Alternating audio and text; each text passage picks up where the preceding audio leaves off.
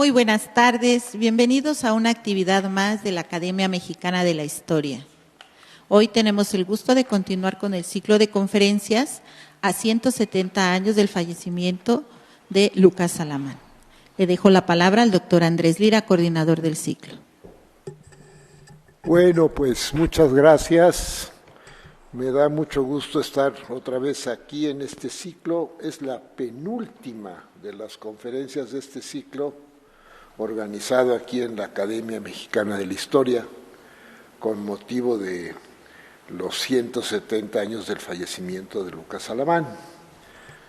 Como ustedes se han dado cuenta, se han ido tocando diversos aspectos de una personalidad muy rica, longeva relativamente para su tiempo, pero sobre todo fructífera en experiencias y en enseñanzas sobre la difícil, pero siempre reconocida como propia historia por él de México. Desde la Nueva España, porque él nació en los últimos decenios, en el último decenio del siglo XVIII, es decir, todavía nació en la Nueva España, todavía tuvo un cargo durante la ultimísima Nueva España, bajo el virrey Apodaca, cuando se transforma ya en jefe político, porque ya se repromulgó la Constitución de Cádiz, y pues que cubre con su experiencia política y personal la historia de México. Por eso es bueno el título que le puso el doctor Erin Van Jong a su biografía, Alive Together, una vida juntos, es Alamán y México, es Alamán, Nueva España y México, o México en sus tiempos. Y bueno, pues hemos visto al estadista, hemos visto una parte del estadista en la primera conferencia de la doctora Catherine Andrews. Hemos visto al administrador de los bienes del duque de Monteleone, Terranova y Monteleona, con la conferencia del doctor Miguel Soto. Hemos visto al internacionalista, este aspecto estudiado, pero no tan bien percibido desde mi punto de vista, como nos lo mostró el doctor Rafael Rojas la vez pasada. Y ahora vamos a tener la suerte de ver, de escuchar, de acercarnos a un aspecto importantísimo y permanente en la vida de Lucas Alamán, el historiador. Un hombre que le gustaba conversar con sus prójimos. Eso es patente en las notas de pie de página, por ejemplo, de su Historia de México, en muchos testimonios de él. Y un hombre que le gustaba acercarse al prójimo y a las experiencias del prójimo, es decir, que le gustaba la historia. Y habremos de hacer precisiones en su momento sobre ese aspecto. Y lo que nos va a mostrar ahora el doctor Martínez Barax, secretario de esta academia, académico de número y secretario de la academia, pues va a ser a Lucas Alamán, mentor de Joaquín García y Casbalceta, ese gran historiador y ese gran guardián del patrimonio histórico mexicano y de la posibilidad de la historia novohispana como parte de la historia del México que él vivió. El doctor Martínez Barax nos cuenta aquí en una notita que le pedí: nací en la Ciudad de México el 8 de octubre de 1954.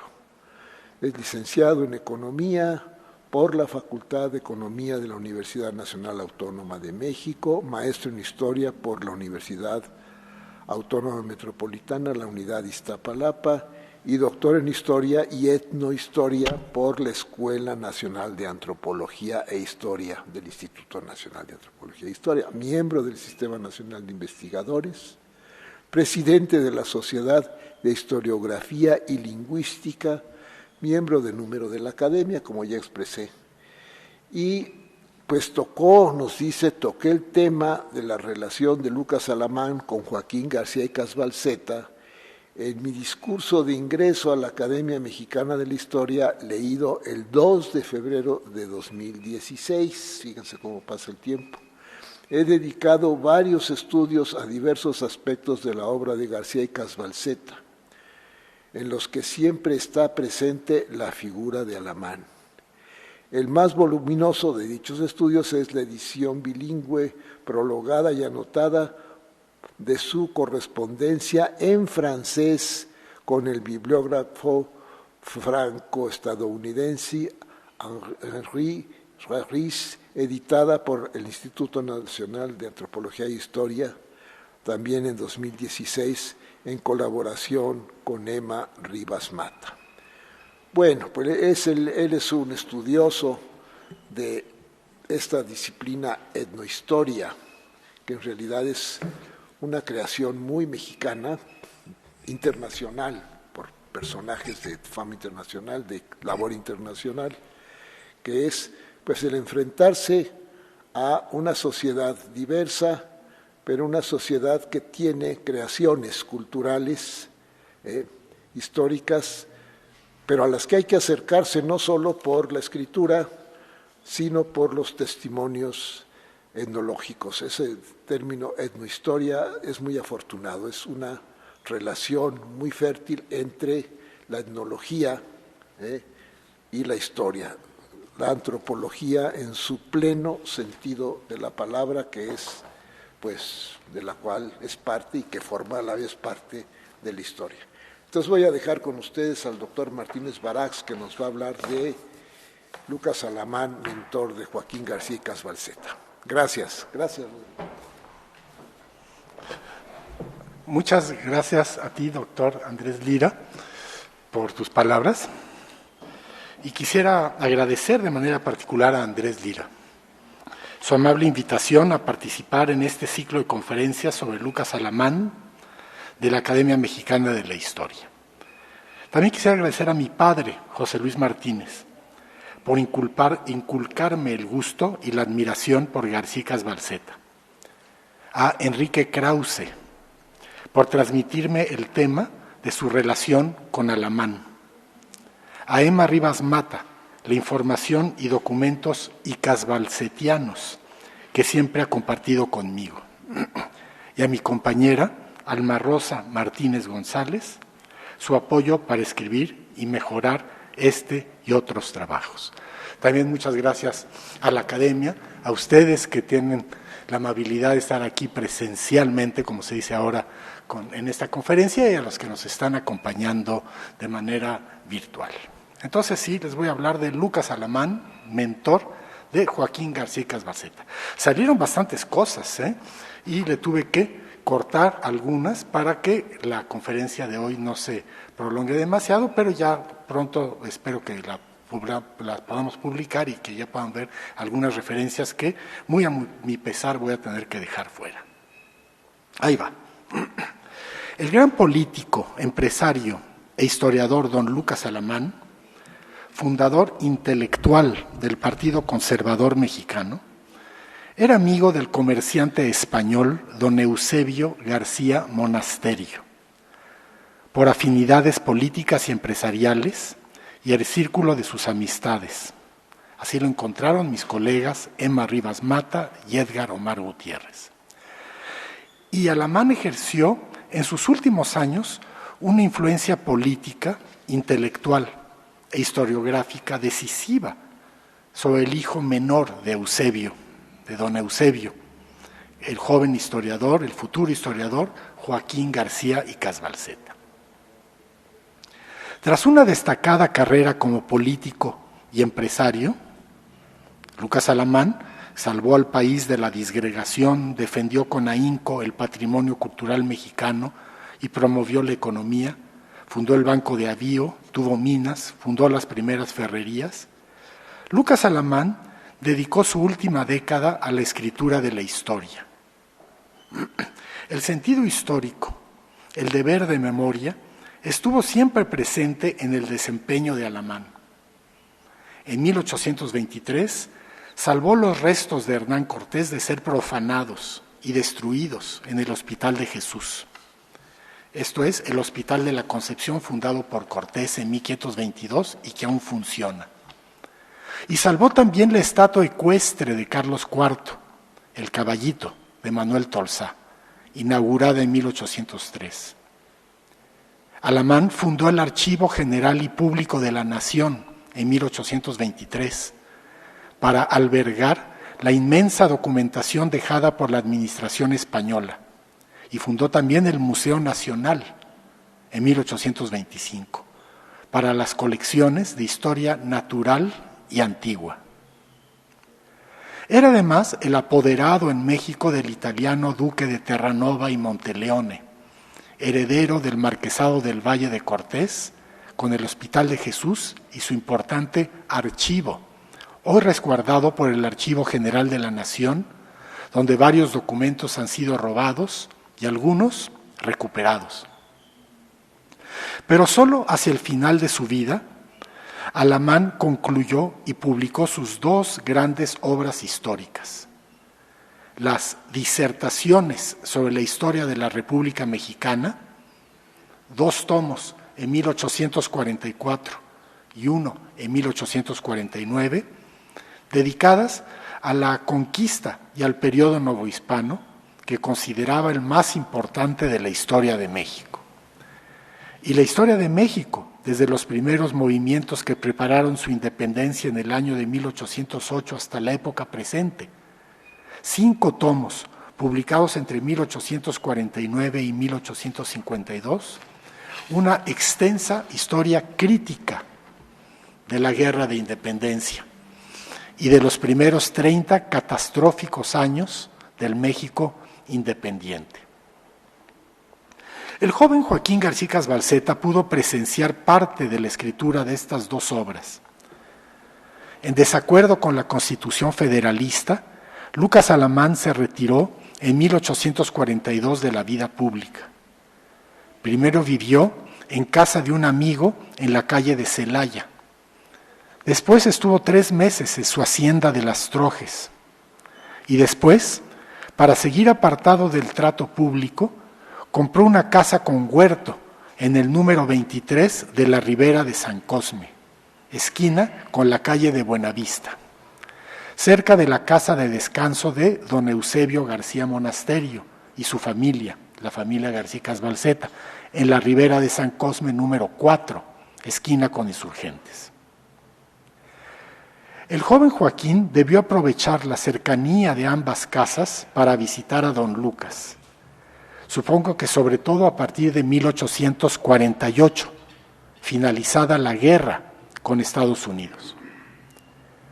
Nos podemos hacer una idea del ambiente de trabajo que presenció García Balseta en casa de Alamán al considerar el famoso episodio que cuenta el escritor y periodista liberal Guillermo Prieto en sus Memorias de mis tiempos, cuando en 1847, durante la guerra, Alamán y su familia le dieron refugio a él y a su familia en su casa de la Ribera de San Cosme. Aunque al comienzo Prieto se resistió, los 2 acérrimos enemigos ideológicos y políticos platicaron mucho y cordialmente de literatura y de todo, menos de política. Guillermo Prieto recogió parte de la rutina de vida y escritura de Lucas Alamán cuando por las mañanas escribía, concluía sus disertaciones y comenzaba su historia de México, entre otras tareas. Les leo, no resisto a hacerlo, aunque es bien conocido este pasaje de Guillermo Prieto, de las Memorias de mis tiempos. En lo interior de la familia del señor Alamán todo era virtud, regularidad y orden. Se levantaba con la luz y se lavaba y componía. Escribía en la sala que ve a la calzada de la Tlaxpana, con unos cuantos libros a la mano. Su escritorio elevado le hacía escribir de pie, y su manuscrito lo asentaba en un libro, como de caja, sin una mancha, ni una borrada, ni una entrerenglonadura, ni ceniza en las hojas, porque no fumaba. Al escribir, guardaba suma compostura y casi no se le veía la cara, porque la visera de la cachucha que usaba le hacía sombra. A las 12 del día en punto se servía la comida, a la que asistía toda la familia, haciendo los honores la señora doña Narcisa, su esposa, matrona adorable, de trato finísimo y de bondad angélica.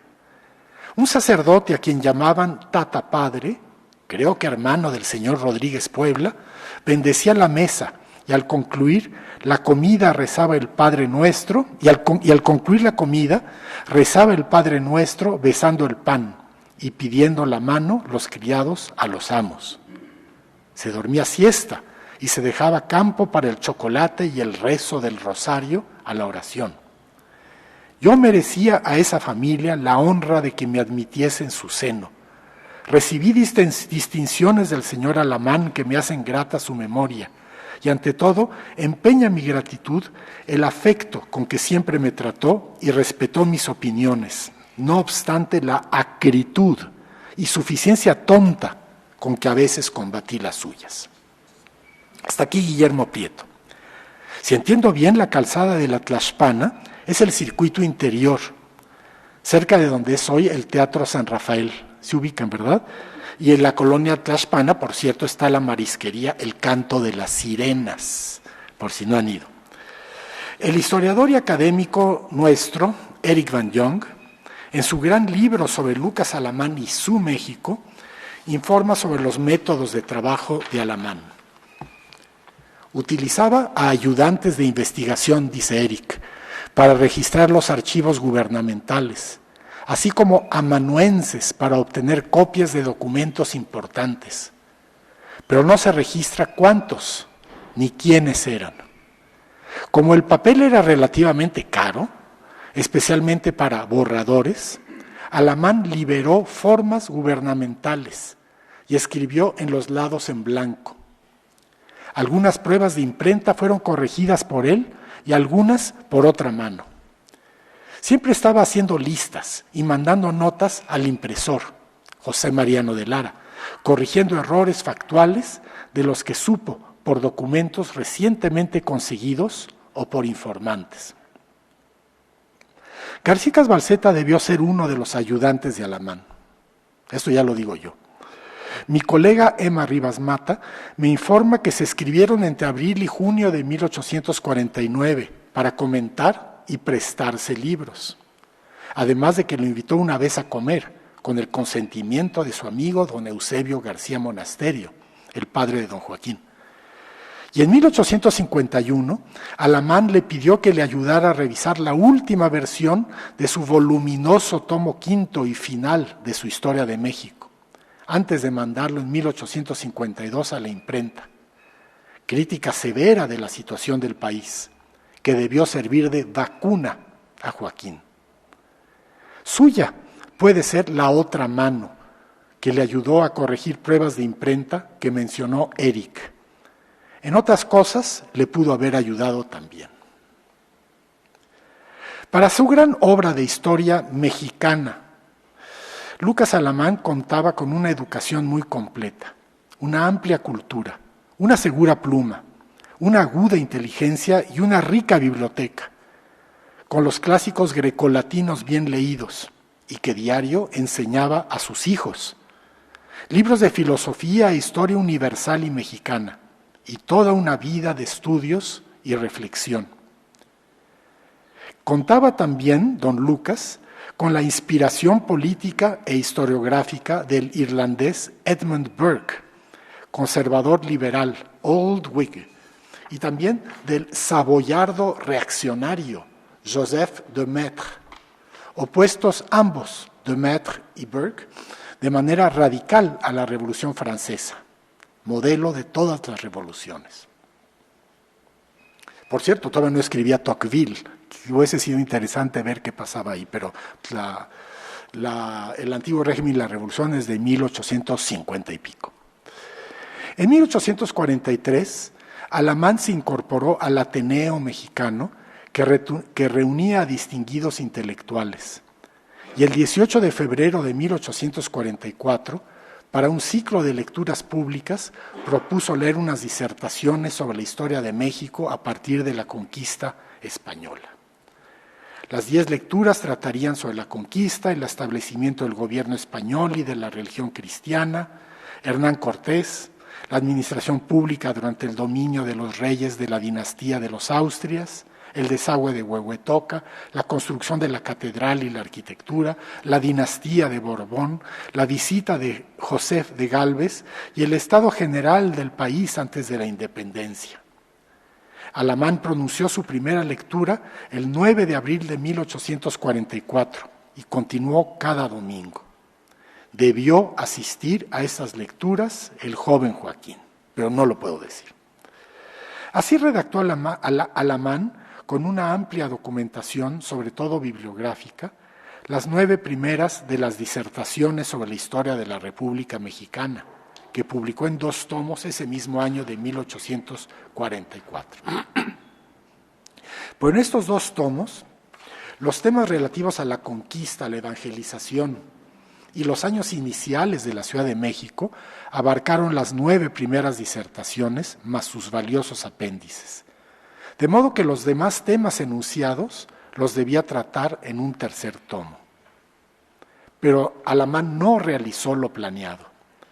El tomo tercero de las disertaciones apareció 5 años después, en 1849, y está compuesto casi enteramente por una 10ª y última disertación, dedicada a dar una idea abreviada de la historia de España, en especial de los reyes católicos, don Fernando y doña Isabel, hasta don Fernando VII, para la inteligencia de la historia de Nueva España en el mismo periodo.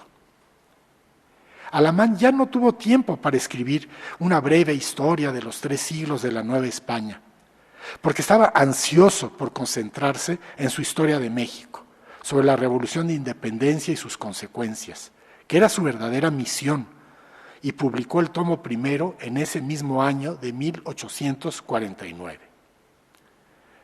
No quedaron enteramente olvidados los siglos XVII y XVIII, pues Alamán los trató, si bien no de manera extensa y sistemática, en varias partes de sus disertaciones. Y también en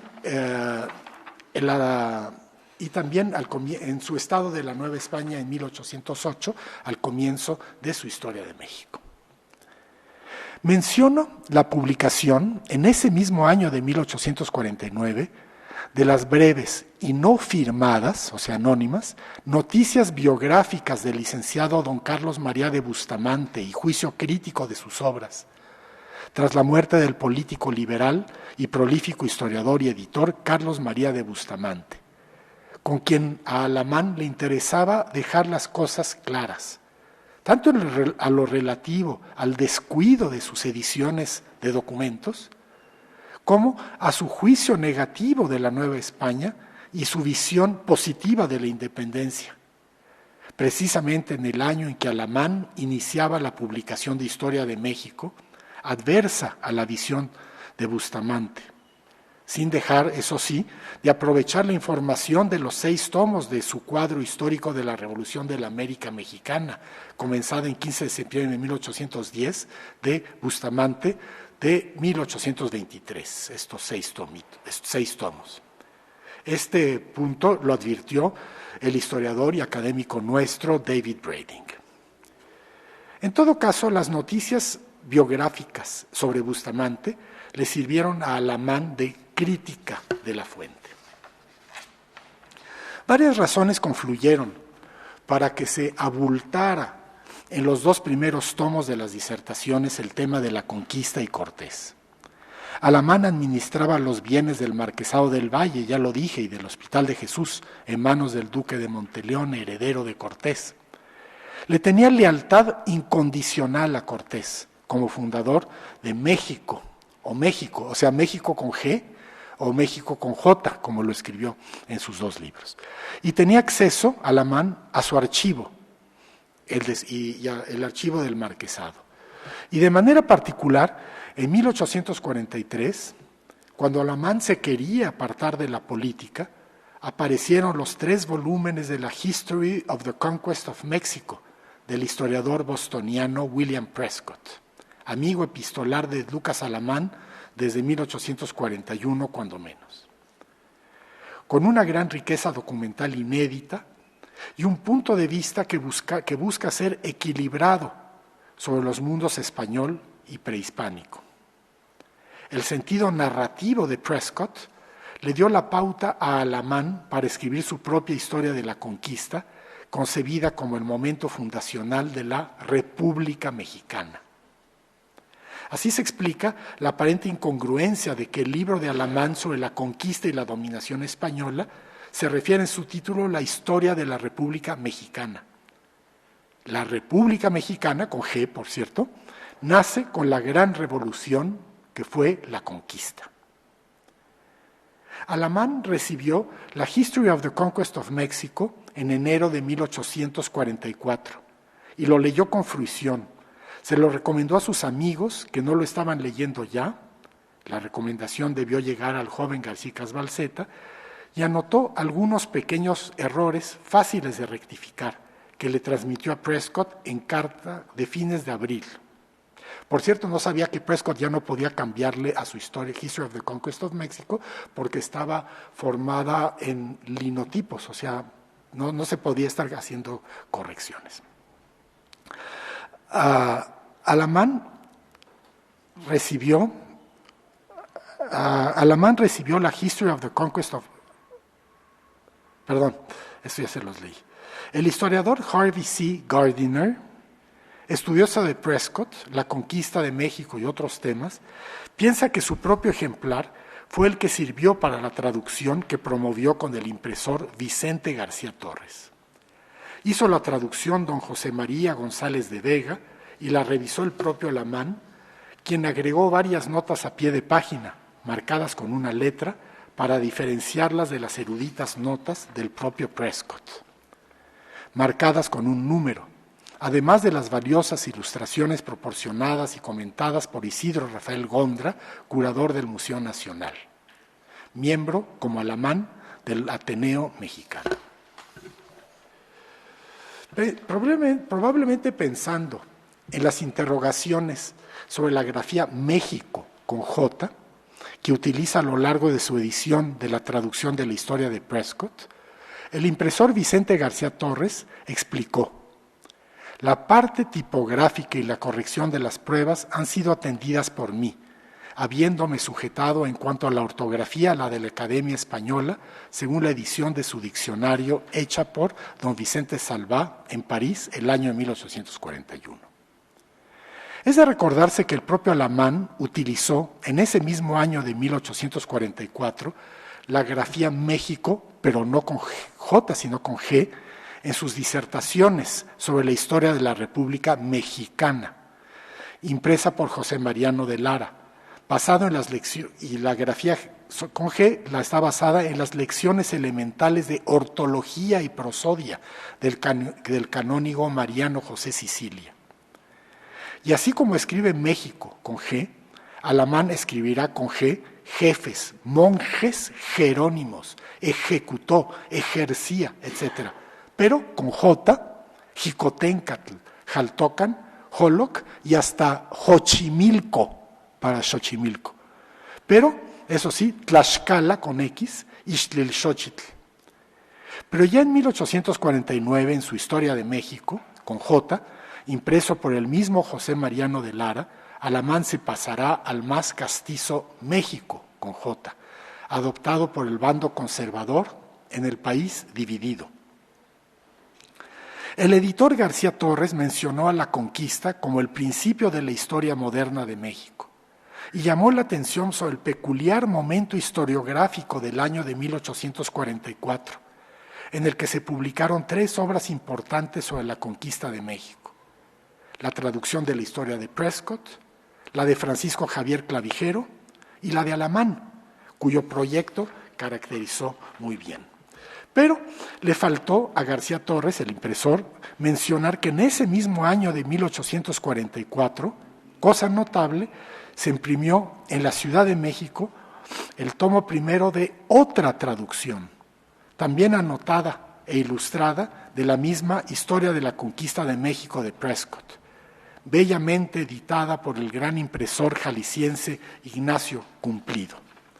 Realizó la traducción Joaquín Navarro, y en el segundo tomo, publicado en 1845, aparece un conjunto de notas de José Fernando Ramírez, historiador, abogado y político, liberal moderado, y en el tercer tomo, publicado en 1846, el editor Cumplido incluyó una serie de ilustraciones proporcionadas por el mismo Isidro Rafael Gondra, el curador del museo, con explicaciones suyas.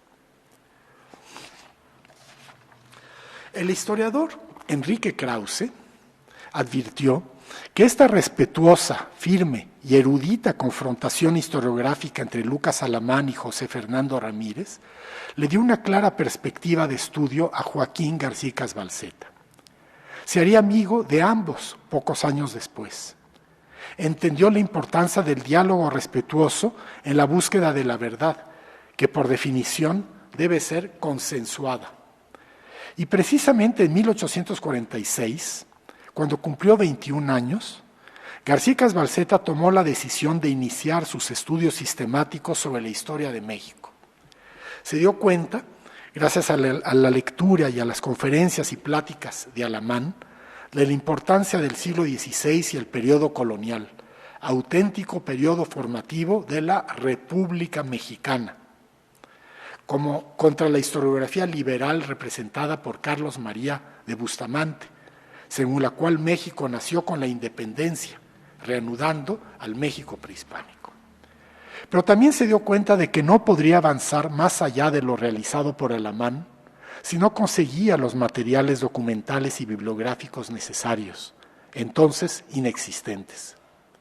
Y la historia de la conquista de México de Prescott le dio la evidencia de que estos documentos existían. A partir de entonces y hasta el final de su vida, García Balseta aprovechará los recursos que ganaba por su trabajo en la empresa comercial y azucarera de la familia para formar una gran colección de libros y de documentos antiguos, originales o copias. De esta manera, haría una gran bibliografía crítica y razonada de los libros editados en México en el siglo XVI y ediciones rigurosas y anotadas de los libros y documentos más importantes, con el fin, decía con modestia, de ayudar a los historiadores del futuro a escribir una buena historia de México. Entre 1846 y 1894, fecha de su fallecimiento, de García Balseta, fue casi medio siglo de intenso trabajo histórico ininterrumpido, con la capacidad excepcional de don Joaquín, más adelante le dirían el Tigre, que dio como resultado un cuerpo de estudios y ediciones de gran amplitud, riqueza y rigor, fundamentales para nuestra comprensión de la historia mexicana. Ahora bien, si se considera el conjunto de lo que realizó y lo que no realizó Lucas Alamán en sus disertaciones, podría pensarse que García Balseta tendría abierto el camino para tratar la parte que dejó sin realizar Alamán. Y cito al propio Alamán, de lo que dice que le faltaba, cómo se gobernó este país mientras estuvo dependiente de la España, cuáles fueron los acontecimientos más notables que en 3 siglos sucedieron, cómo se construyó la soberbia Catedral de México, en qué tiempo y por quiénes se fundaron la mayor parte de los establecimientos principales y los conventos de uno y otro sexo, cuya historia presenta no poco interés. Ahora bien, si nos adelantamos en el tiempo y consideramos el conjunto de su obra, García Balseta no trabajó mucho sobre estos temas que dejó sin tratar Alamán. Más bien se concentró en el mundo de los 2 primeros tomos de las disertaciones, sobre la conquista y sus secuelas, sobre la Ciudad de México y el establecimiento y propagación de la fe cristiana en la Nueva España. Sobre el siglo XVI, en suma, el más importante de la historia de México. Dejó los siglos XVII y XVIII para después o para otros historiadores. Solo al final de su vida, en 1894, don Joaquín se atrevió a iniciar un estudio histórico sobre la dominación española en México. De la Revolución de Independencia y sus secuelas, García Balseta no quería saber nada. aunque vimos que le ayudó en 1851 a Alamán a corregir la última versión del tomo quinto de la Historia de México. Lucas Alamán, en cambio, tenía una deuda fuerte con la historia de la guerra, por lo que él mismo y su familia padecieron en Guanajuato, y por su propia experiencia política, empresarial e intelectual durante las 3 primeras décadas de vida independiente del país, en las que México pasó de la infancia a la senectud, sin pasar por la juventud y la madurez, como lo cita Van Young. Antes de avanzar sobre temas mal conocidos, sobre los que sentía que no podía aportar como historiador, García Casbalceta decidió profundizar en la documentación sobre las consecuencias religiosas, lingüísticas y culturales de la conquista. Precisamente, en los 3 tomos de sus disertaciones y en los 5 de su Historia de México, Alamán incluyó apéndices documentales. Y entre estos interesó de manera particular a García Casbalceta el apéndice del tomo primero de las disertaciones. Documentos raros o inéditos relativos a la historia de México, con G, relativos a la conquista y a Cortés. Los documentos raros, Alamán los tomó con buen criterio de la colección de documentos inéditos para la historia de España, editada en Madrid por Martín Fernández de Navarrete. Y los documentos inéditos los tomó del archivo del Hospital de Jesús, del Marquesado del Valle de Cortés y su familia que él mismo administraba, y de las actas de Cabildo de la Ciudad de México, que Alamán, como presidente del ayuntamiento, mandó transcribir a Ignacio López Rayón en 1849. La influencia historiográfica de Alamán sobre García Casbalceta incluyó tanto la orientación de sus escritos como su misión editorial.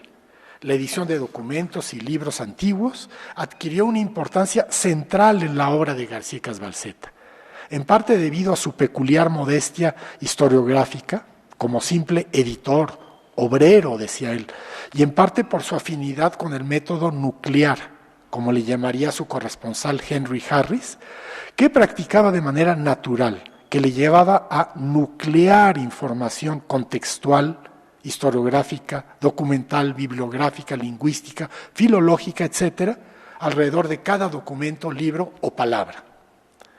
Pero al mismo tiempo que Lucas Alamán transmitió a Joaquín García Casbalceta sus ideales historiográficos, le transmitió también sus ideales políticos y sus angustias.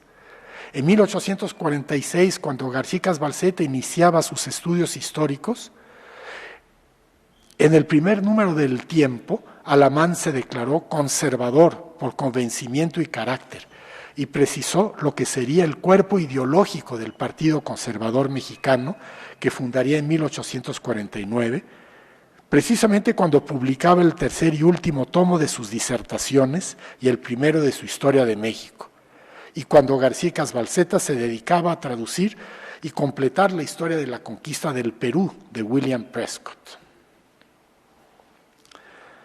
Alamán quiso saldar su deuda con el pasado inmediato, la guerra de independencia y la catástrofe que siguió, para fundar un país libre y bueno. García Casbalceta comparte estos ideales, pero se refugió en el pasado, en el siglo XVI, aunque en el presente, en su presente, lo vivió en sus haciendas y su escritorio comercial y en sus actividades de beneficencia y su familia.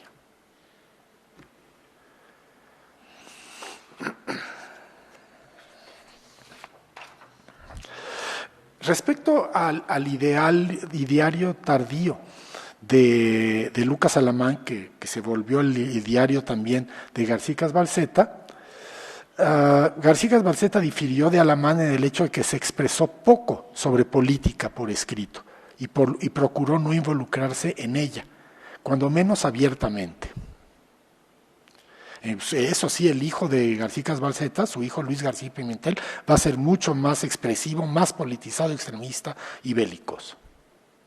Ante el catastrófico desorden del país que culminó con la invasión estadounidense en 1846 y la pérdida de 2.400.000 kilómetros cuadrados del territorio nacional, Lucas Alamán exclamó famosamente, Perdidos somos sin remedio si la Europa no viene pronto en nuestro auxilio.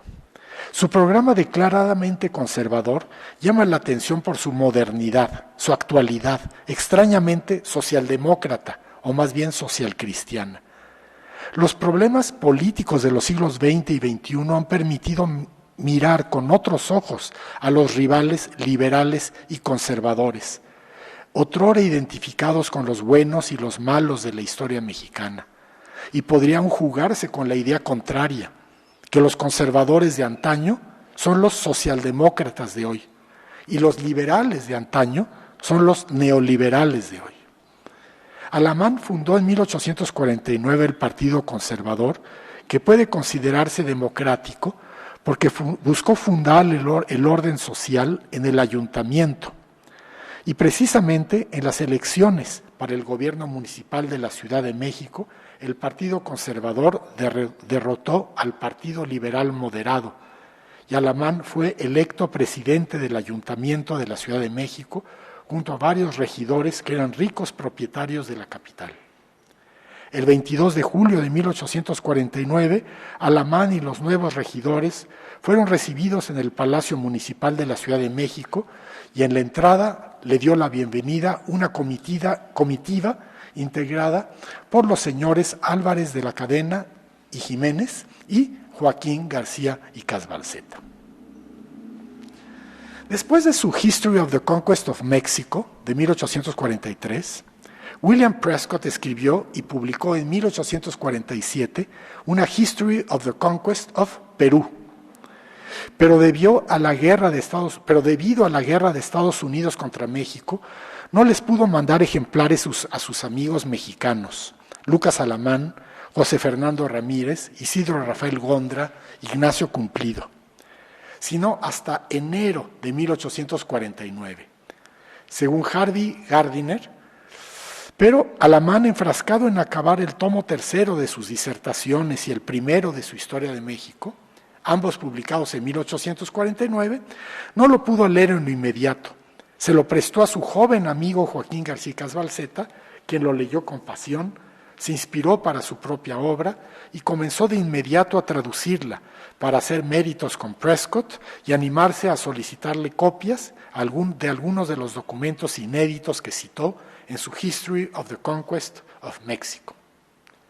Es posible que Alamán le haya dado la idea de traducir el History of the Conquest of Peru cuando lo invitó a comer o en las cartas que intercambiaban entre abril y junio de 1849, que ha estudiado Emma Rivas Mata.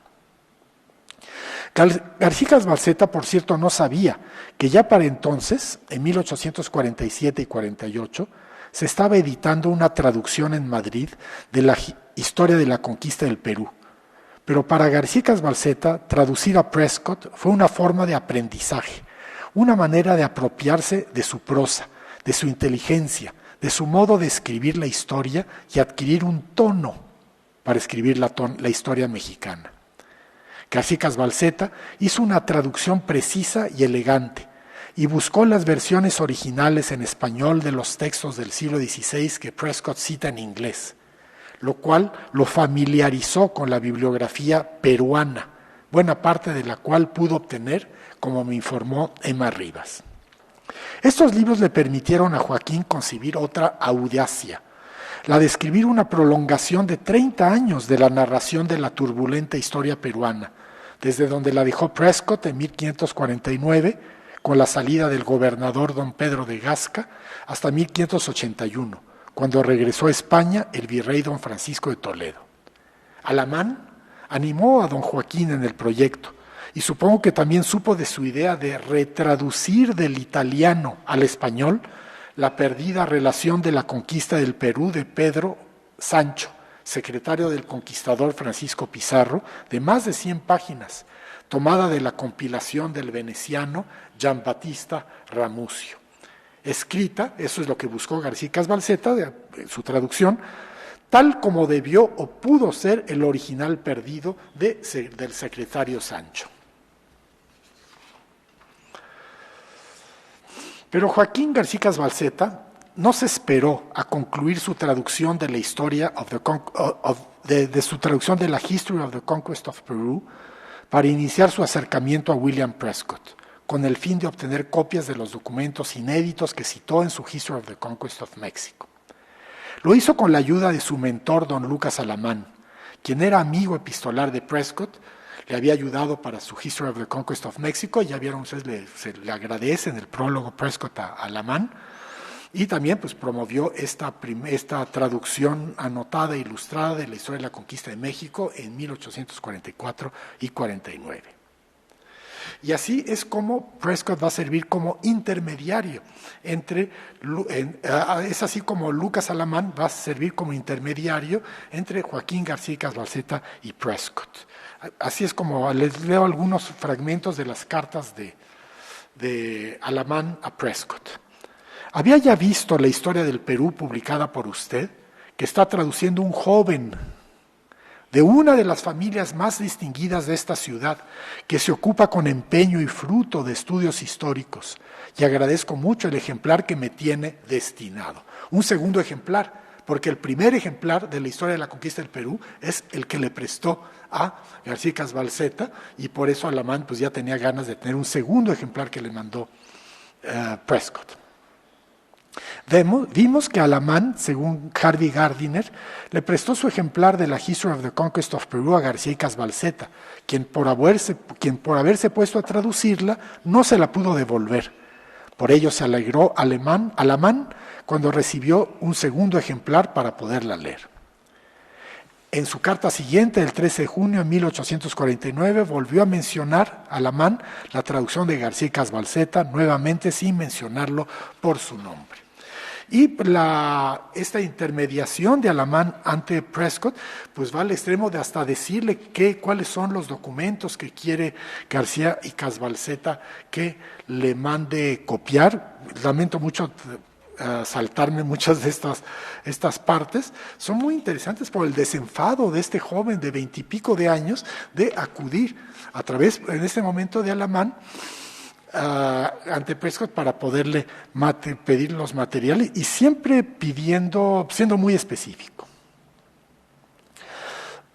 Aquí les doy otro fragmento de esto. En México, mientras tanto, Alamán le informó al joven Joaquín del éxito de sus gestiones y le pidió que le indicara de qué manuscritos deseaba pedir copias. En carta del 5 de noviembre de 1849, García Casbalceta le informó a Alamán de sus requerimientos.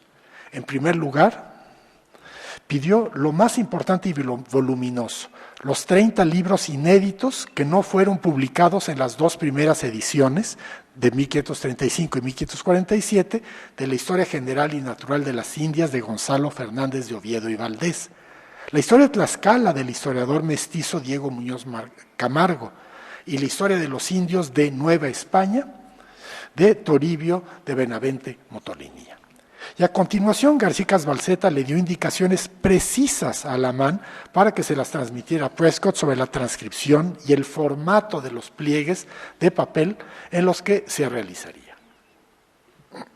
Como hemos visto, García Casbalceta había comenzado en 1846 a reunir una gran colección de manuscritos relativos a la historia de América, en la que fue reuniendo documentos, originales o copias, encuadernados en gordos volúmenes uniformes, con introducciones a cada documento, que comenzó a encuadernar en agosto de 1849.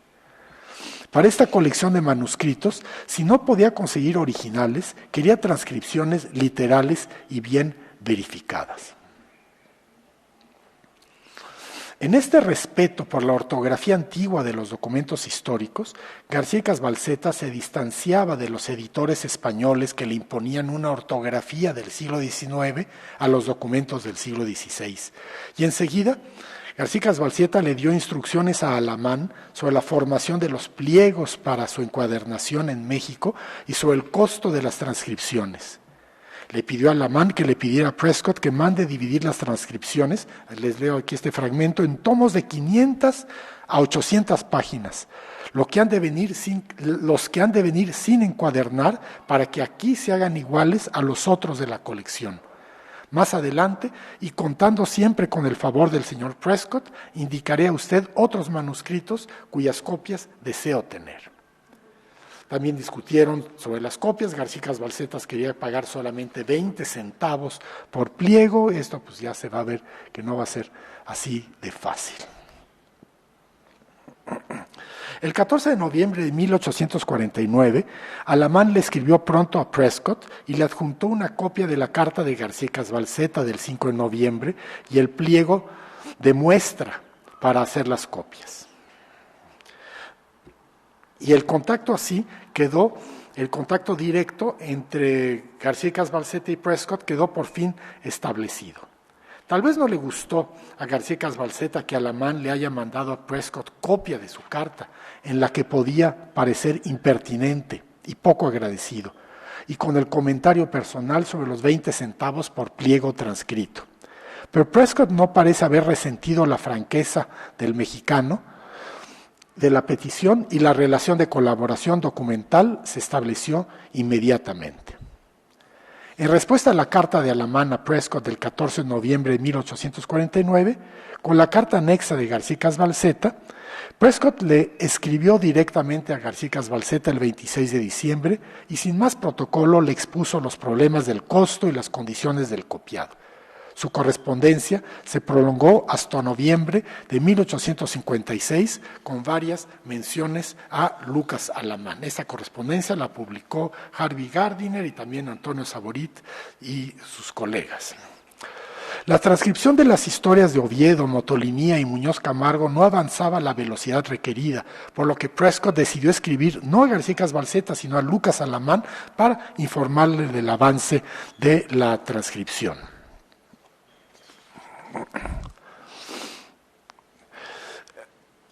Entre otros de los libros que fue incluyendo García Balceta en la colección de manuscritos relativos a la historia de América, donde estaba juntando todos los manuscritos originales y copias que juntaba, hay un muy interesante en el que participó Lucas Alamán para conseguirlo. Les voy a leer esto.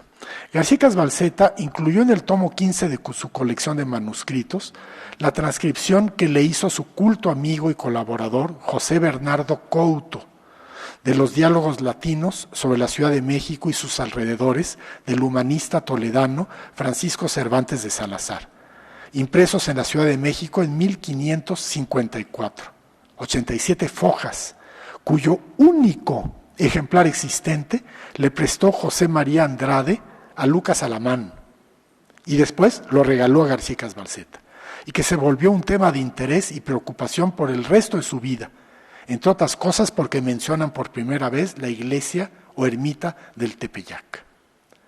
García Balceta contó en 1875 las circunstancias de su hallazgo, en la edición que hizo del libro que tituló México en 1554, 3 diálogos latinos de Francisco Cervantes de Salazar. Son las siguientes. En 1844, en el tomo segundo de sus disertaciones sobre la historia de la República Mexicana, Alamán dio cuenta de la existencia de unos diálogos escritos en latín de Cervantes de Salazar, pero lo dio por perdido y lo cita a través de la Piedad Heroica de Hernán Cortés, de Carlos de Sigüenza y Góngora. Pero en 1849 o poco antes, el editor y librero José María Andrade le informó a García Balceta que había encontrado un ejemplar entre los libros de su recién fallecido hermano, don Manuel Andrade, quien a su vez lo había encontrado en la biblioteca del fallecido don Vicente Cervantes, destacado farmacéutico y botánico español. Andrade le prestó el ejemplar a Lucas Alamán, quien ya lo pudo citar en el citado prólogo al tomo 3 de las disertaciones, dándolo como propio, por cierto, de que he adquirido casualmente un ejemplar. Alamán prometió incluir el libro en el apéndice, junto con un plano de la ciudad y notas que permitieran ubicar y comparar los lugares mencionados en 1554 y su situación en 1849. Pero no realizó el proyecto, debido otra vez al apremio de escribir su historia de México sobre la independencia. Poco después, José María Andrade retomó su ejemplar y se lo regaló a Joaquín García Balceta con la probable anuencia de Alamán. García Balceta examinó el libro de Cervantes de Salazar y se dio inmediata cuenta de su importancia. Pero al ejemplar le faltaban la portada y las fojas 289 y 290, que no pudo encontrar en ningún lado. Hasta la fecha no han aparecido. No ha aparecido tampoco otro ejemplar de los diálogos de Cervantes de Salazar. Pero al ejemplar, la ausencia de estas dos hojas era lamentable, porque eran las dos finales del tercero de los 3 diálogos sobre México, y después de unos extensos comentarios sobre los ejercicios en lengua latina de Luis Vives y de 4 diálogos latinos didácticos de Cervantes de Salazar, el libro incluye 3 diálogos en latín sobre la Ciudad de México en 1554. Ahora bien, poco antes del final, abruptamente interrumpido por la ausencia de las fojas 289 y 290, en la foja 285 recto, el vecino Zamora, encarnación alegórica del obispo Zumárraga, le enseña al forastero Alfarus, encarnación del arzobispo Montúfar, a quien están dedicados los diálogos, le enseña varias iglesias alrededor del lago de México, entre ellas la de Tepeaquilla. Así le decían los españoles al Tepeyac, y esta de 1554 es la primera mención conocida y además impresa de la iglesia del Tepeyac.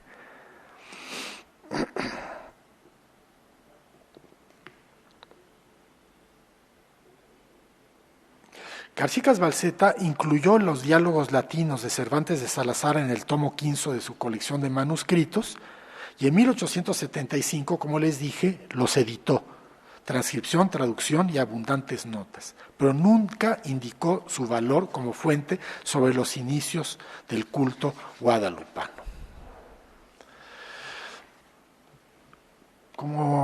Déjenme leerles brevemente la carta en la que García Balceta le va a dar en 1853 noticia del fallecimiento de Lucas Alamán.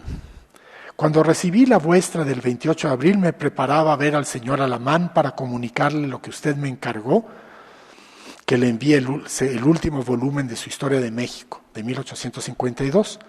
A los pocos días cayó enfermo, no pude verlo ya, y tuve el sentimiento de que falleciera la mañana del día 2 de junio. El país ha perdido uno de sus hombres más notables, el gobierno actual, su jefe, y yo, un buen amigo. He sabido que antes de su fallecimiento había enviado el tomo 5 de su obra. De lo contrario, yo hubiera cuidado de mandarlo. Esta carta tardó en llegar a Prescott, quien se encontraba en un balneario, y escribió a García Balceta el 15 de junio de 1853, mandándole saludos a Alamán. Y solo el 18 de octubre le contestó a García Balceta sobre su fallecimiento. Escribe Prescott en inglés, lo estoy traduciendo yo: me llenó de tristeza saber de la muerte de nuestro amigo Alamán. Era uno de esos hombres que tanto como estadista y escritor han reflejado el mayor honor en el país de usted. Y aunque nunca tuve el placer de verlo, siento como si fuera un amigo personal. Pese a su fallecimiento el 2 de junio de 1853, Lucas Alamán encabezaba la lista de los autores en la portada de la versión mexicana del Diccionario Universal de Historia y de Geografía, coordinado por Orozco Iberra, que se comenzó a publicar ese mismo año de 1853. Ahí aparece Alamán en primer lugar, por riguroso pero aparentemente no casual orden alfabético.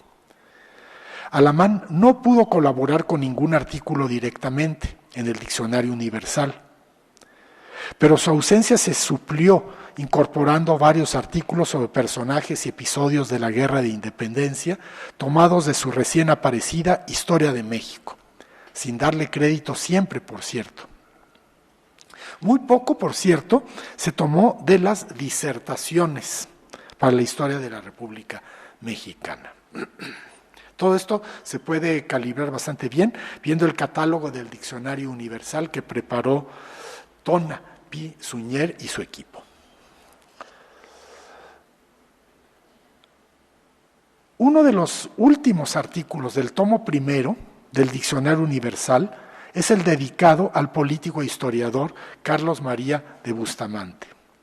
Aparece este artículo sin firma, es bastante extenso, pero su presencia en el tomo cuarto de las obras de don Joaquín García y Casbalceta, editadas por Victoriano Agüeros, es muestra de que la redacción es de García Casbalceta. Y concuerda el catálogo de los artículos sobre México del Diccionario Universal, coordinado por la historiadora Antonia Pi Suñer, académica honoraria nuestra. Ahora bien, el autor del artículo reconoce que el texto está basado en el folleto de Alamán sobre Bustamante. Lo cito: el lugar tan notable que ha ocupado don Carlos Bustamante en nuestras revoluciones podrá servirnos de excusa para haberle dedicado este largo artículo.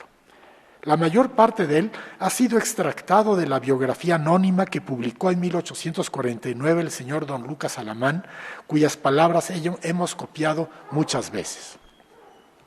Al cabo de la vida de Bustamante, el artículo del diccionario agregó una lista de 107 obras suyas, 10 obras originales, 9 obras ajenas publicadas por Bustamante, 8 periódicos y 79 folletos y escritos sueltos.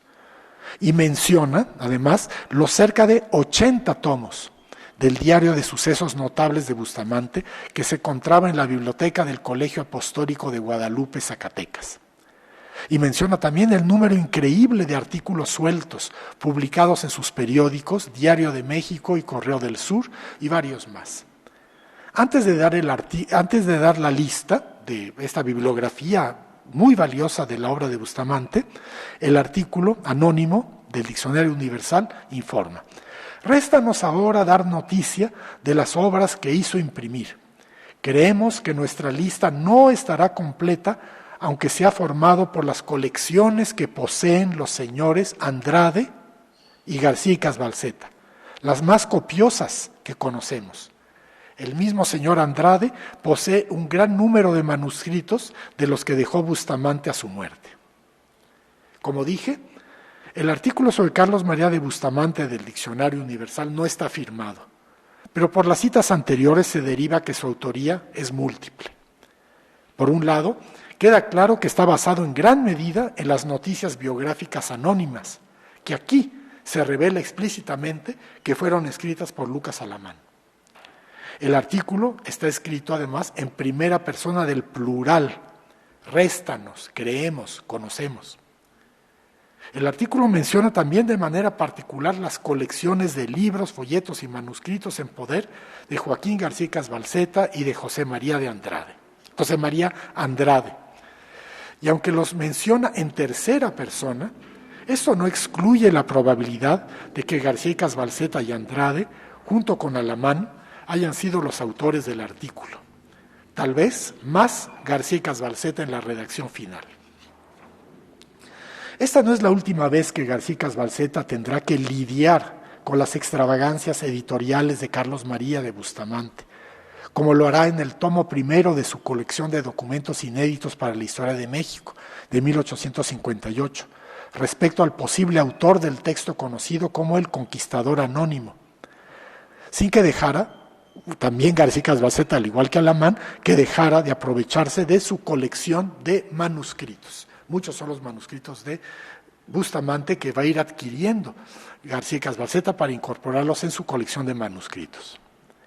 Y sin duda, no es la última vez que aparecerá Lucas Alamán en la obra de García Casbalceta. Dejo ese gozoso rastreo para muy pronto.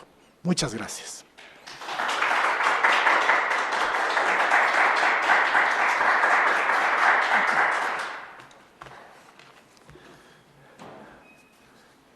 Muchas gracias, doctor.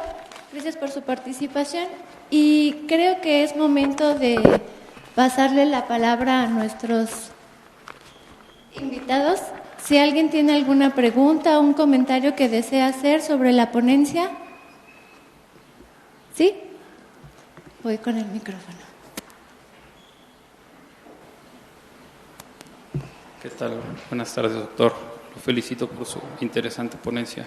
Muchas gracias. Yo lo que le quería preguntar, y no tiene que ver exactamente con lo que expuso, pero sí con Casbalceta, es por qué rechazó la invitación de Riva Palacio para escribir el tomo correspondiente al periodo virreinal en México a través de los siglos. Él era la persona idónea y la que más conocimiento tenía sobre el periodo en ese momento. ¿Cuál fue la razón para rechazar esa invitación? ¿Cómo te llamas? Luis. ¿Luis qué? Luis Bellota. Luis Ángel Bellota. Bellot. Muchas gracias, te agradezco el dato, no lo sabía. Tengo la impresión que lo había oído alguna vez, pero la mera verdad no sé. Y bueno, tal vez era esta cosa que tenía García Casbalceta, que no se animaba a hacer una obra de síntesis, o sea, sabía tanto, sentía que ya había hecho tan bien el trabajo Alamán, sentía que él solamente servía para meterse en detalles de documentos, en introducciones a los diferentes documentos que él va editando. Pues tal vez por su exceso de modestia se sentía incapaz de hacer una historia narrativa normal como la magnífica de Vicente Riva Palacio, que aparece en México a través de los siglos, que realmente es notabilísima. Ya la gente, nomás porque ve ese libro en las librerías de viejo, creen que ya es anticuado, y es un texto admirable por lo bien que funciona. Entonces te agradezco mucho el dato y voy a tratar de encontrar el momento en que rechaza esta invitación y ver las razones con más cuidado. Sí, porque Riva Palacio escribe el tomo correspondiente a Virreinato, ¿sí?, a cuenta de ese amable rechazo de Casbalceta. Bueno, Casbalceta era un hombre muy cuidado en las formas y educadamente le dijo que no, que declinaba ese honor que le hacía. Pues muchas gracias. ¿Alguien más del público presente? Paso el micrófono.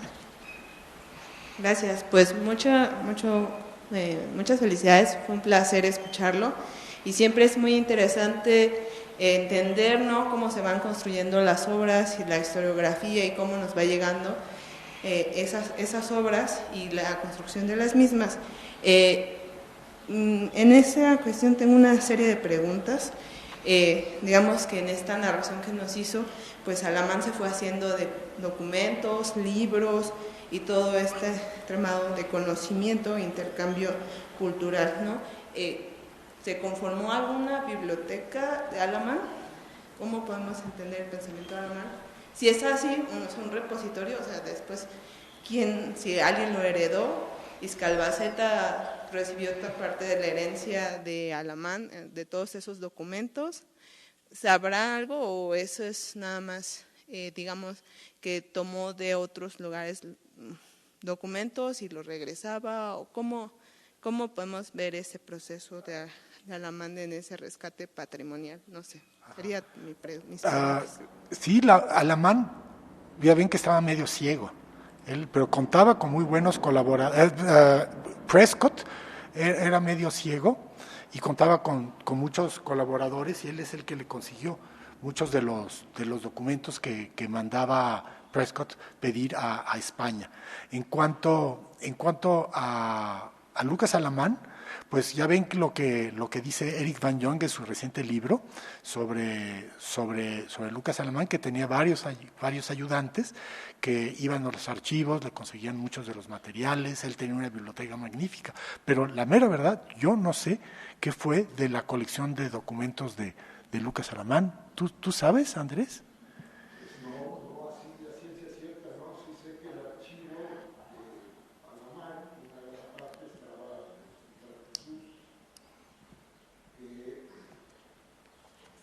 que en momentos de peligro fue llevado a la casa de los Noriega, que eran los administradores del Hospital de Jesús, una familia de Querétaro que viene en el siglo XIX a México para hacerse cargo de la farmacia del Hospital de Jesús, de la botica, y que varias veces ya ellos en finales del siglo XIX, principios y en el XX tuvieron que tomar providencias para salvar esos documentos que afortunadamente guardaron muy bien. El archivo personal de Lucas Alamán,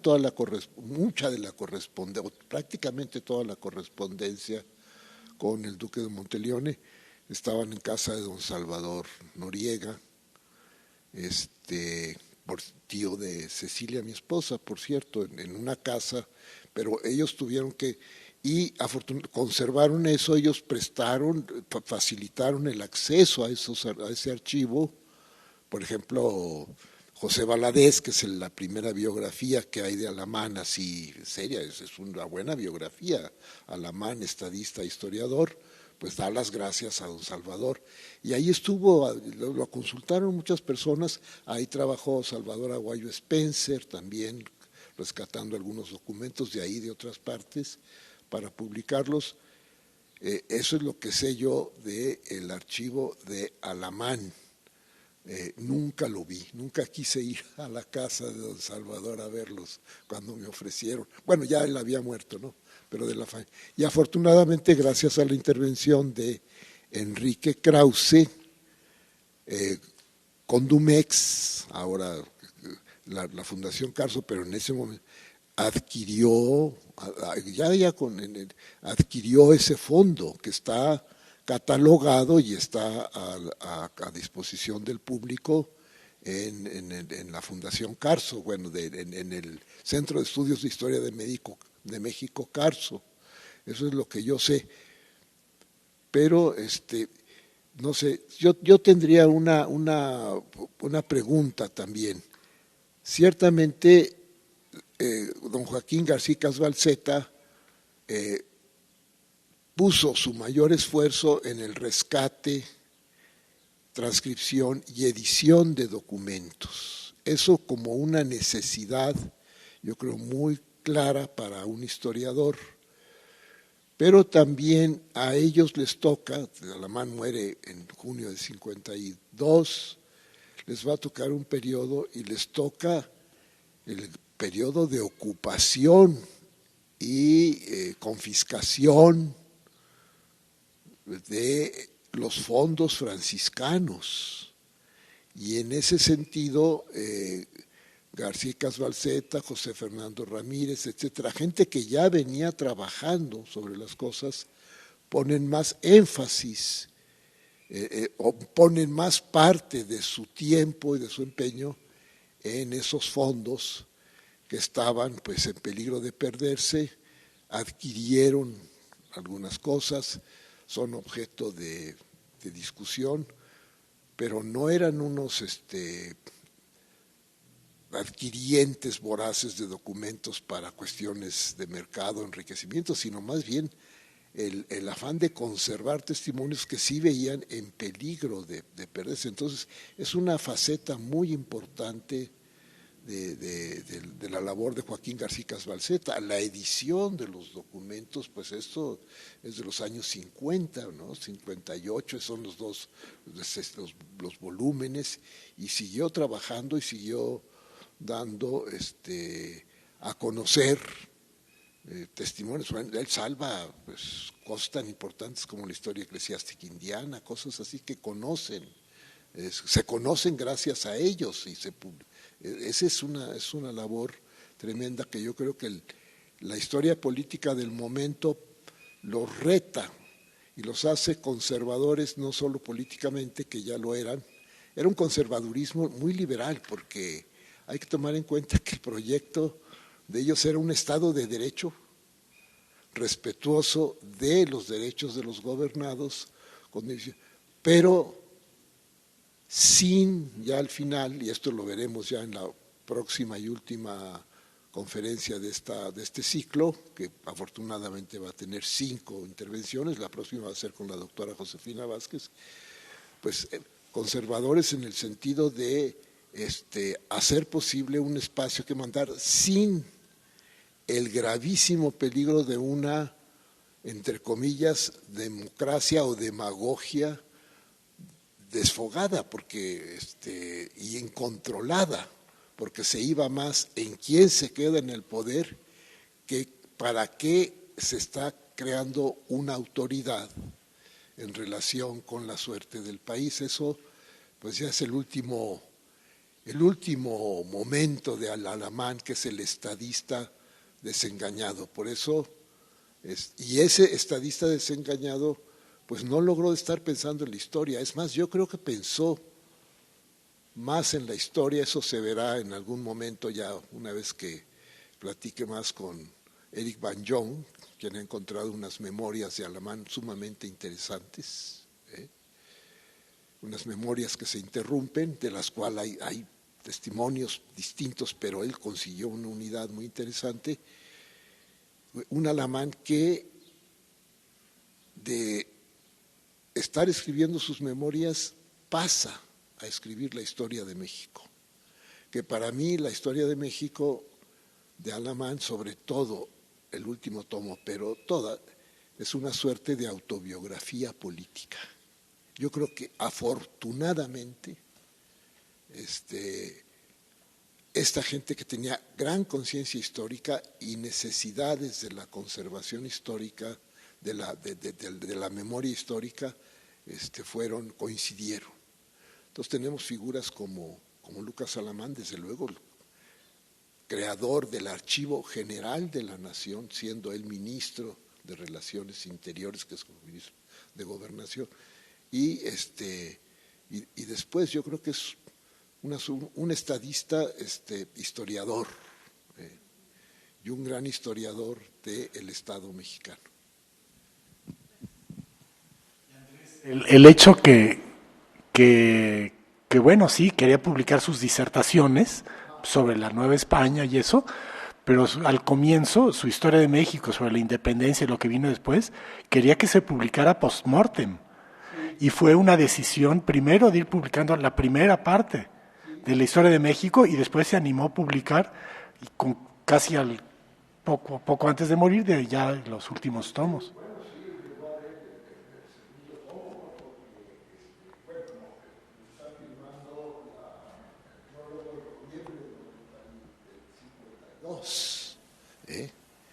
Y todavía le llega el 53, entonces, ahí es donde es un hombre que va completando sus memorias, las va haciendo historia de México. Él se va disolviendo en la historia. Ahora él decía, la posteridad ha llegado para todos, pero yo creo que para un hombre que ha participado tan activamente en la política y que siente la pasión política, no hay posteridad posible con respecto a los hechos políticos. Eso pues habrá que verlo ya y bueno, afortunadamente tenemos dos buenas biografías, desde luego la de Valadez, de los años 30 del siglo pasado, y tenemos la reciente biografía de Eric Van Jong, un esfuerzo muy completo que él tuvo que reducir a la mitad de lo que había escrito por cuestiones editoriales, un esfuerzo tremendo. Y de eso, bueno, pues trataremos de beneficiarnos aquí platicando sobre Alamán. Muchas gracias. Sí, así fue con Eric, que tuvo que reducir muchísimo las referencias y el texto mismo. Es un ensayo muy denso. Un texto de más de 700 páginas. Y eso que está abreviadísimo. Y respecto a la de Valadez, que se queja Eric Van Jong, de que está llena de referencias, pero de datos, pero sin las referencias para confirmarlo. Por ejemplo, el recibimiento a Alamán en el ayuntamiento en 1849, que lo recibe García Balseta, pues bueno, yo lo puse porque lo dice Valadez, sí, pero él no dice quién lo dice. Pero dice documento en poder del autor. Hay muchas de las notas de Valadez es documento en poder del autor, es decir, que están seguramente en el archivo de don José Cayetano Valadez, y yo creo que Diego pues sabe y yo creo que ellos saben, pero tiene que actuar con la prudencia necesaria, porque también don José Valadez escribió sus memorias, su diario, ¿no? Entonces ahí hay una mina. Gracias, doctor.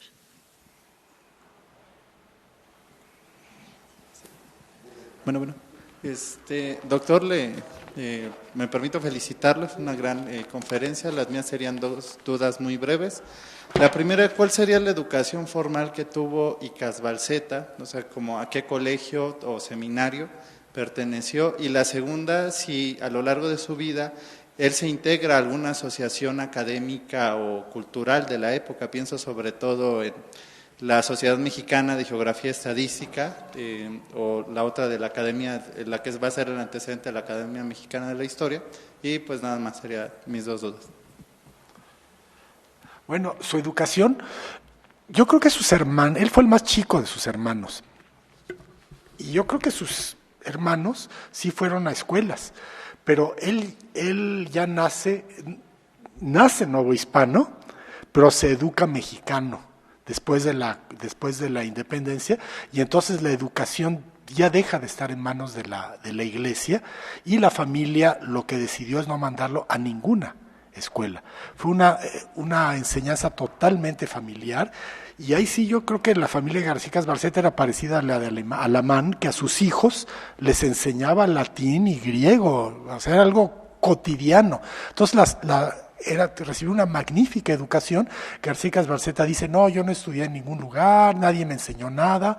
Por ahí menciona algunos, ¿cómo se llama? Malespina, su maestro de alemán, que después murió en la Guerra de Independencia. Entonces, toda su formación fue totalmente familiar y autodidacta. Se conservan sus escritos infantiles.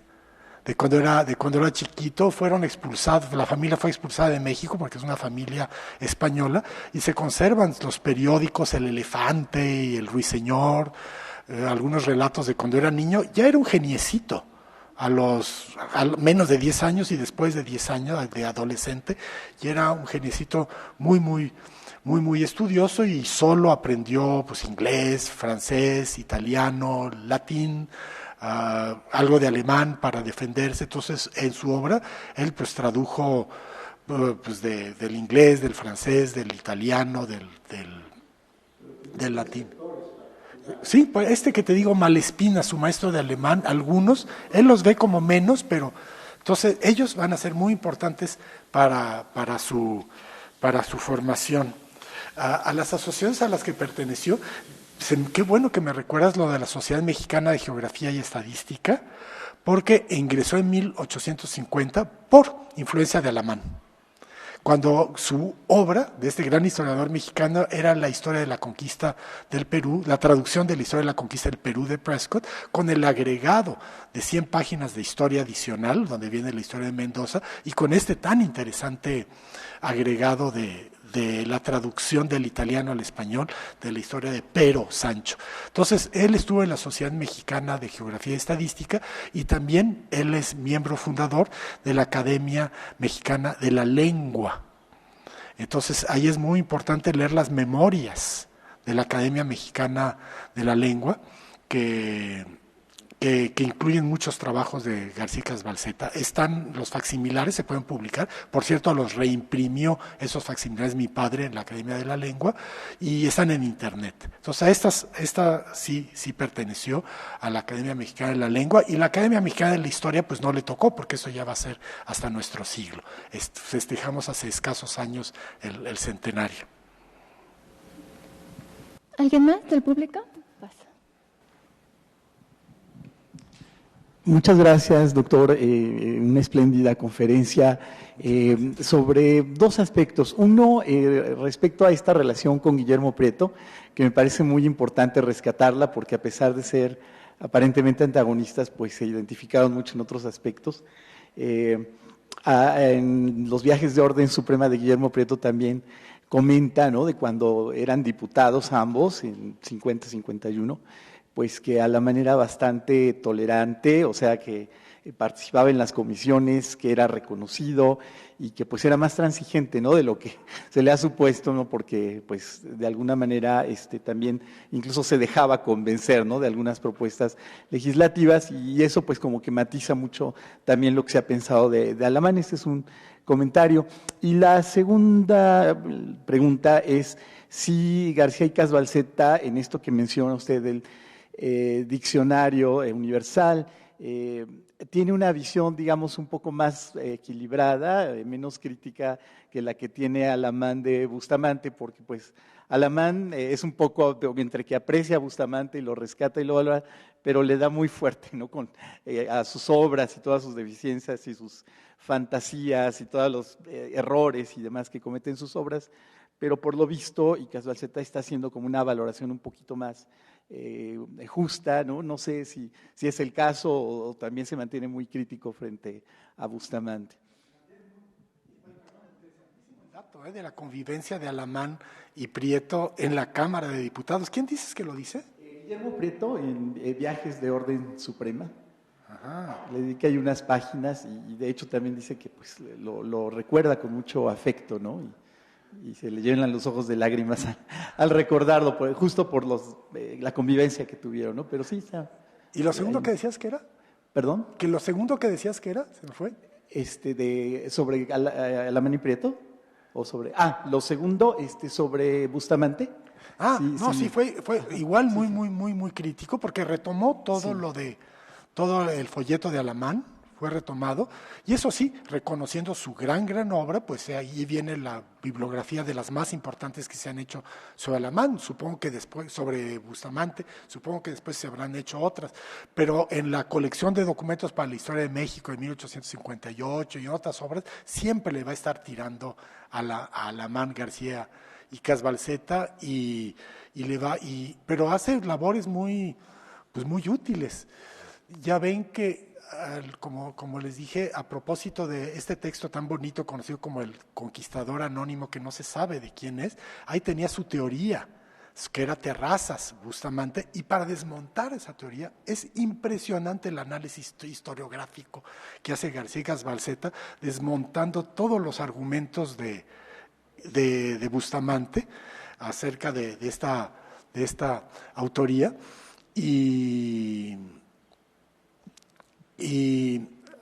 perdón, había otra cosa.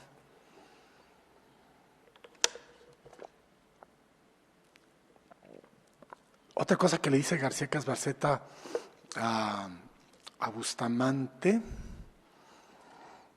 Bueno, ahorita espero acordarme. Muchas gracias, doctor. Muchas gracias. Gracias. ¿Alguien más del público presente? Sí, ya me acordé. Este libro extravagante, donde Bustamante publica la segunda versión del libro sobre la conquista de Sahagún. Sí conocen esta edición que tiene un título de lo más extravagante, que incluye a la Virgen de Guadalupe y todo eso. Y entonces ahí, si ustedes quieren entender la lógica rara de este curioso señor Carlos María de Bustamante, lean esa nota en las ¿cómo le llaman? Noticias para los documentos que aquí se van a publicar, donde explica por qué tenía la necesidad de Bustamante de considerar que esta segunda versión del libro 12 sobre la conquista de Sahagún algo podía tener que ver con la Virgen de Guadalupe. Obviamente absolutamente nada, pero bueno, ahí habla García Balseta de la Virgen de Guadalupe, de lo cual hablará, estamos hablando de este libro de 1858, hablará nuevamente en 1883, cuando escriba su carta al arzobispo Pelagio a propósito de la Virgen de Guadalupe. Entonces, varias veces sí le va a estar pegando muchísimo a Lucas Alamán, pero eso sí, muy importante, cuando me puse a revisar la colección de manuscritos relativos a la historia de América, que reunió García Balseta y que se conservan en la biblioteca de la Universidad de Texas en Austin, son muchísimos los documentos de Bustamante que adquiere García Balseta para incorporar a su propia colección. Eso es muy interesante, le pega muchísimo, pero consigue los documentos. Comportamiento parecido al de Lucas Alamán, que también le pega muchísimo, sobre todo a la idea que tenía Bustamante de la Guerra de Independencia, pero aprovecha su cuadro histórico. ¿Alguien más del público presente? ¿No? Bueno, agradecemos mucho sus participaciones y, doctor, yo voy a dar lectura a las preguntas que tenemos a través de la transmisión de Facebook. Primero, bueno, se le agradece, por supuesto, de diferentes lugares de la República por su participación, sus conocimientos. Y Sergio Naime Fares pregunta, ¿qué edad aproximada tenía Icas Balseta cuando conoció a Lucas Alamán?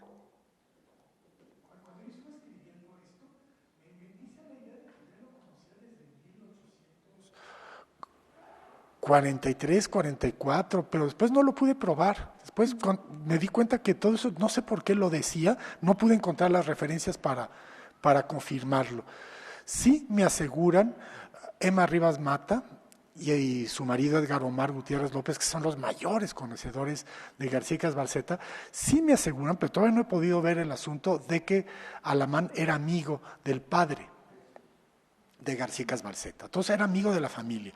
Pero cuando comienza una relación de a de veras, yo creo que solamente es hasta 1848, creo yo, el García Icas Balseta se tuvo que ir a pelear a la guerra contra Estados Unidos, Molino del Rey y demás, y entonces yo pienso que su relación comenzó en 1848 y es el momento cuando en enero de 1849 Alamán recibe la historia de la conquista del Perú, la History of the Conquest of Peru, y entonces se la pasa a García Icas Balseta, y aquí las cosas son muy rápidas, porque si le llega a finales de enero de 1849 la historia de la conquista del Perú a Alamán, y ya en marzo, abril de ese mismo año, de 1849, le está escribiendo a Prescott diciéndole un joven mexicano de muy buena familia, lo está traduciendo.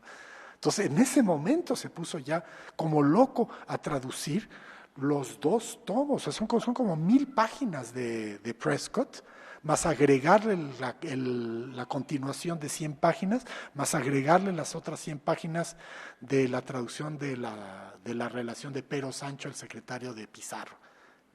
Tiene una capacidad para trabajar. Entonces yo pondría las cosas así, que tal vez lo conocían, pero como el chiquito de la familia, y que ya en 1848 ya Alamán se comenzó a fijar en este joven tan estudioso, y ya se lo comenzó a jalar, ya es cuando lo invitó a comer, ya es cuando se escribían, cuando ya le pudimos confirmar de que sí le ayudó a varias de las tareas cuando menos para la historia de México. No sé si le pudo haber ayudado en algún momento cuando menos para el tercer tomo de las disertaciones para la historia de la República Mexicana. Entiendo. Tenemos otras preguntas de Amir García Villalpando. ¿Qué relación y vasos comunicantes hay entre la historiografía cultural entre Mitre, Icas Balseta y Lucas Alamán?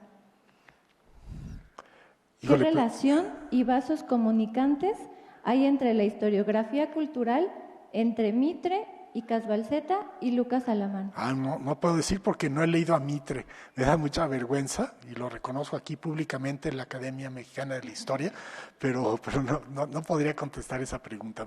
Pero pues sí lo voy a revisar. Ya tiene tarea. Sí.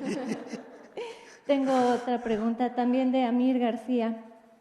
¿Esa idea del libro de Bustamante sobre la Virgen de Guadalupe se habrá inspirado en Fray Servando Teresa de Mier?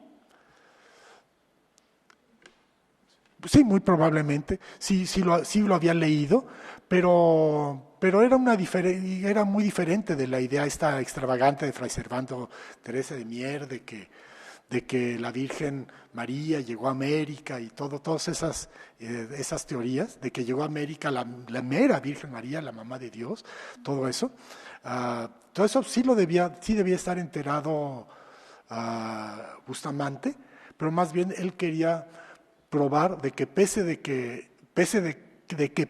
a que no hay documentos sobre las apariciones guadalupanas, de todas maneras se puede decir que se dieron, de igual manera a que argumento absurdo, si Sahagún escribió una primera versión de la conquista, si escribe una segunda versión, quiere decir que hay algo que quedó fuera y por lo tanto la Virgen de Guadalupe, bla, bla, bla, es muy, muy raro. El que de veras deshace esas complicaciones es García Icas Balseta. Y me parece que si no tenemos más participaciones de Facebook, de momento ninguna. Si me permite, yo tengo una pregunta particular. A ver. Sé que hay una obra póstuma de Joaquín García Icas Balseta, es el preliminar al vocabulario de mexicanismos. ¿Esa sí existe? ¿Es real? Sí, sí, totalmente, pero bueno, él escribió en sus últimos años un vocabulario de mexicanismos.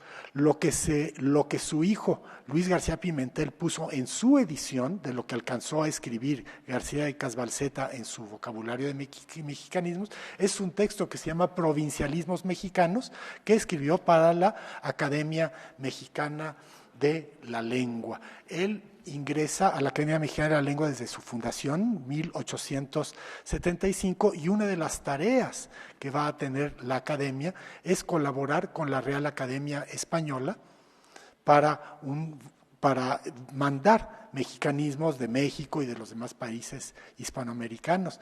Y esa es una tarea que pues asume la Academia de la Lengua como tal, pero que va a realizar sobre todo García Icas Balseta, y que la Academia después ya va a dejar un poco interrumpido a esto, y García Icas Balseta va a continuar con su trabajo del vocabulario de mexicanismos, pero que no lo va a lograr concluir. Su hijo, Luis García Pimentel, es el que va a editar entre 1899 y 1904, me parece, lo que llevó avanzado del vocabulario de mexicanismos, y que es de una enorme importancia este vocabulario de mexicanismos, aunque tal como lo conocemos solamente avanza hasta la letra G, porque tiene que ver con toda la obra de García Icas Balseta. Así como García Icas Balseta pensaba que la conquista, el siglo XVI, es el más importante de la historia de México porque se mezclan pues Europa y América, se da toda esta mezcla. Esta mezcla se puede ver en términos no solamente históricos y documentales, sino también lingüísticos. También se puede ver en palabras, en las palabras como un indicador de este México del siglo XIX, de esta República Mexicana del siglo XIX que nació con la conquista.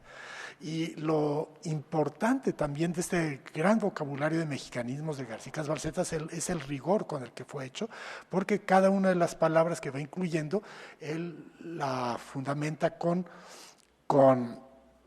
autoridades, o sea, con citas. Y para encontrar las citas de obras históricas o literarias que él va incorporando, pues para eso le sirvió su colección de manuscritos y su biblioteca que fue reuniendo a lo largo de su vida. Se ve que estos manuscritos y que estos libros del periodo colonial y también del siglo XIX que tiene, García Icas Balseta los leyó con mucho cuidado. Y por eso puede aprovecharlos muy bien para armar este vocabulario de mexicanismos, pero como no escribió una introducción para este vocabulario de mexicanismos, Luis García Pimentel aprovechó este escrito, Provincialismos Mexicanos, que puso a manera de introducción al vocabulario de mexicanismos. Sobre todo esto, quien más conoce es mi colega del Instituto Nacional de Antropología e Historia, Bárbara Cifuentes, que ha trabajado ya, publicó en la revista Biblioteca de México sobre García Icas Balseta un número muy importante sobre el proyecto lexicográfico de García Icas Balseta. Ahora en otro libro que vamos a publicar en el INA aparece otro texto importante de ella, y está aprovechando ella muchas de las fichas, ¿se les llaman fichas? En fin, las fichas de palabras que van mucho más allá de la G que dejó García Icas Balseta y que permiten tal vez construir el vocabulario que no pudo concluir García Icas Balseta. Este es el proyecto de García Icas Balseta que incorpora pues, a partir de la década de los 70 y que no tenía al comienzo. Más allá de lo histórico y de lo documental, fue esta parte lingüística que va a ser lexicográfica, que va a ser muy importante para don Joaquín, gracias a su ingreso a la Academia Mexicana de la Lengua. Muchas gracias. Y tenemos una última participación del público. Doctor, en ese sentido, ¿dónde puede consultarse el archivo o la biblioteca personal de Icas Balseta? Pues está en varias partes, pero los mayores expertos son mis colegas de la Dirección de Estudios Históricos del INA, Emma Rivas Mata y Edgar Omar Gutiérrez L., que por cierto van a participar en una ciclo de conferencias aquí en esta academia, este ciclo que vamos a hacer sobre bibliógrafos. Y Emma y Edgar han conseguido una gran cantidad de documentos de García Balseta que se encuentran en la Biblioteca de Monterrey, del Instituto Tecnológico de Monterrey. Particularmente importante es su correspondencia, que son miles y miles de cartas. O sea, así como hoy nosotros escribimos correos electrónicos y nos consultamos, es increíble la riqueza, porque nos permite meternos en el taller, en la manera en que trabajaban grandes historiadores como García Balseta, como Henri Harris, como Zarco del Valle, como José Fernando Ramírez y el propio Alamán. Hay estas cartas de Alamán y de García Balseta que están en poder de Emma Rivas Mate y de Edgar Omar Gutiérrez, en gran medida sacadas de la biblioteca Cervantina, se llama, ahí de Monterrey. Pero no son los únicos, también hay en la familia García Balseta también hay otras cartas. Ahí pudieron sacar Emma y Edgar este tomo maravilloso, no sé si lo han visto, de cartas de García Balseta a su hijo Luis García Pimentel. Se llama Las cartas de las haciendas, diciéndole día a día cómo administrar las haciendas. O sea, claro, este tomotote de cartas, así de gordo, tiene muchísima información histórica, pero muchísima información sobre García Balseta, cómo conocía perfectamente el proceso productivo y todos los elementos de la economía comercial y azucarera de las haciendas azucareras que tenía la familia García Balseta, y todo el dinero que se ganaba García Balseta se iba para la beneficencia y para adquirir libros y documentos. Y es bien curioso. Nosotros estamos acostumbrados como buenos mexicanos a quejarnos de cómo nuestros documentos, nuestro patrimonio cultural se ha ido del país y se ha ido a España, Estados Unidos, Europa, etc. García Balseta se trajo cantidad de documentos. Los que le pidió, gracias a Alamán, a Prescott, ahí sí son transcripciones muy cuidadosas de documentos, pero por sus contactos en España, García Balseta consiguió que de España le manden documentos originales importantísimos. Entre otras, las relaciones, muchas de las relaciones geográficas, esas de Felipe II, las de 1579-81, las fue consiguiendo García Balseta de esta manera, gracias a su dinero, a su capacidad comercial, a su escritorio comercial que le permitía mandar el dinero, hacer los envíos. Así es como pudo él conseguirse de una colección extraordinaria de documentos originales. Muchos de ellos se los consiguió a través de Prescott y Alamán, pero también muchos originales. De estos dos tomos que mencionaba el doctor Andrés Lira de la colección de documentos para la historia de México de García Balseta, 1858-1866, cuando menos el primer tomo, casi en su mayoría son documentos que le mandó Prescott, copias de Prescott. Pues ahí está la historia de los indios de Nueva España de Motolinía, ahí viene. Esa nunca la pudo conseguir. Sí consiguió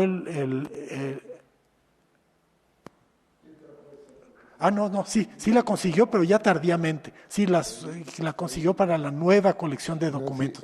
Lo que no pudo conseguir es la historia de la Nueva España o crónica de la Nueva España ahorita. Esa siempre estuvo tras de ella y jamás dio. No, pero se llegó después y afortunadamente se publicó por esta... Celia Nuttall. Sí, la publicaron varios. Se transcribió en el seminario de O'Gorman, se hizo una transcripción completa que hizo Cayetano Reyes, una versión paleográfica que hizo pero esa no se publicó, quedó inédita en manos de Roberto. ¿Y participó Roberto Moreno en los Arcos? Esa se quedó, Roberto estaba ya preparando la edición, no se envió a imprenta, pero ya fue después otros investigadores que la publicaron en 2 tomos. Sí, esa andaba. Etelia Ruiz Medrano. Porque Jiménez de la Espada, él publicó la primera parte nada más. Sí, exacto. Y ya completa la publicaron después. Ajá. Sí. No, lo que es interesante es la relación, la red que tienen estos personajes porque están en comunicación y saben lo que quieren.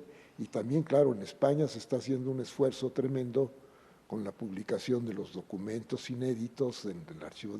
Hay 2 series que tienen muchos problemas, pero en fin, pues hay un conjunto de documentos ahí importante en 2 series de 40 y tantos volúmenes, ¿no? Sí, primero la colección de documentos inéditos para la historia de España, Sí, luego pues para la colección de documentos inéditos para la historia de América y quién sabe qué, y Oceanía. Exacto. La colección de documentos inéditos para la historia de quién sabe qué, de quién sabe qué, y Ultramar. Sí, de Ultramar. Y son Sí, así claro. gordísimos estos tomos chiquitos, muy mal transcritos, pero utilísimos. Bueno, utilísimos, sí. Utilísimos. Este el índice que hizo el autor del trabajo sobre el Consejo de Indias, es este alemán. Schäfer. ¿Eh? Schäfer. Hizo el índice, qué bárbaro, ese es Utilísimo. utilísimo todo, sí. Y son personajes como García Casbalceta. Pues muchas gracias, Rodrigo. Muchas gracias Y a los ti, Andrés. esperamos aquí entonces para la última sesión dedicada a Lucas Alamán. Viene la doctora Josefina Vázquez, que ella conoce muy bien pues los intríngulis del estadista, y yo voy a hablar sobre ya pues el proyecto dictatorial de Lucas Alamán al final. Me voy a concentrar en eso, pero tratar de comprender a la figura en distintos aspectos. Creo que ha sido un ciclo, va siendo un ciclo que va a aportar sobre Alamán. Muchas gracias. Muchas gracias a ti, Andrés.